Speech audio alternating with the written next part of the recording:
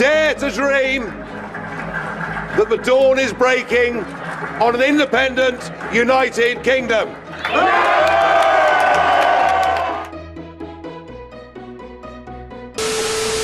Now, Nexit is hitting some headlines as the Netherlands, many people within the Netherlands want to do what Brexit did. News that talk of a Greek exit from the euro is back. After the Brexit, is a Frexit possible? The decision by the United Kingdom to leave the European Union has upended France's political scene. All the major players for next year's presidential elections here are scrambling to find the best response to the shockwave from across the channel.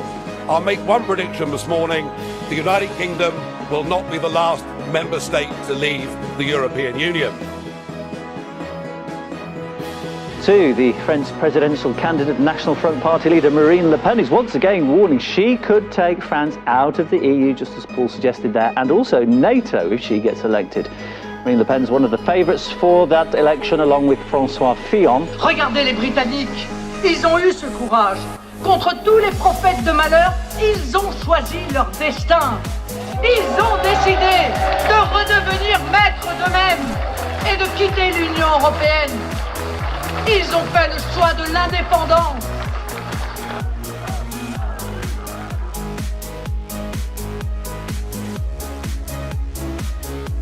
Some say he will be the next nail in the European Union's coffin.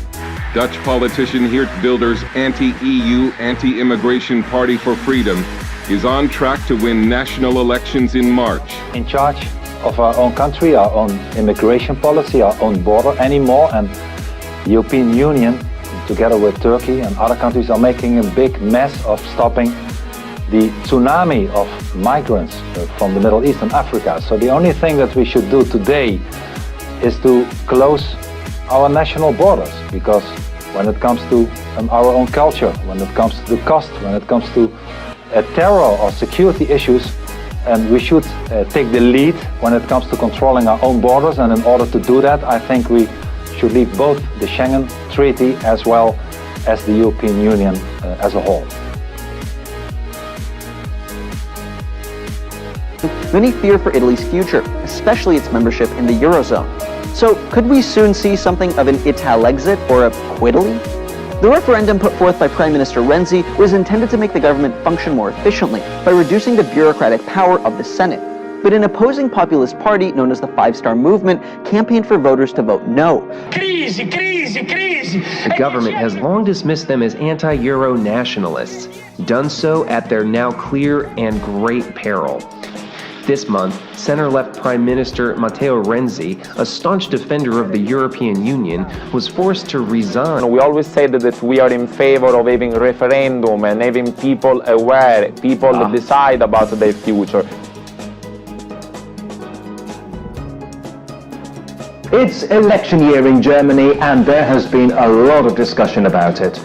Following the Brexit referendum in the UK, Donald Trump's success in the US presidential elections, and the apparent rise of the National Front in France, there's talk of a wave of populism sweeping across the Western world. Apparently, a lot of people are either worried or hopeful that the right-wing Alternative für Deutschland, with its robust views on immigration, might win. Results came through today, and Angela Merkel has taken a big political hit in her home state. That's called Mecklenburg-West Pomerania. You can see it marked up there in the north on the map. And Mrs. Merkel's Christian Democratic Party came third. That would be a story in itself.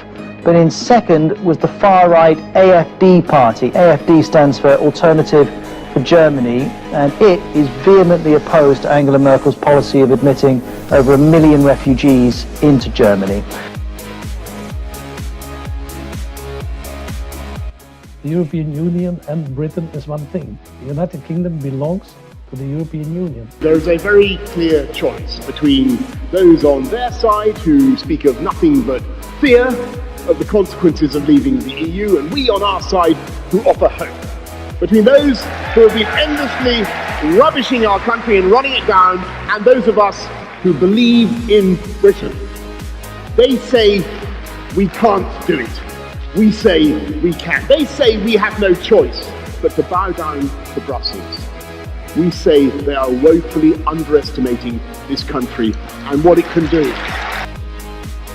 Well, at 20 minutes to 5, we can now say the decision taken in 1975 by this country to join the common market has been reversed by this referendum to leave the EU. We are absolutely clear now that there is no way that the Remain side can win. Isn't it funny? You know, when I came here 17 years ago, and I said that I wanted to lead a campaign to get Britain to leave the European Union, you all laughed at me.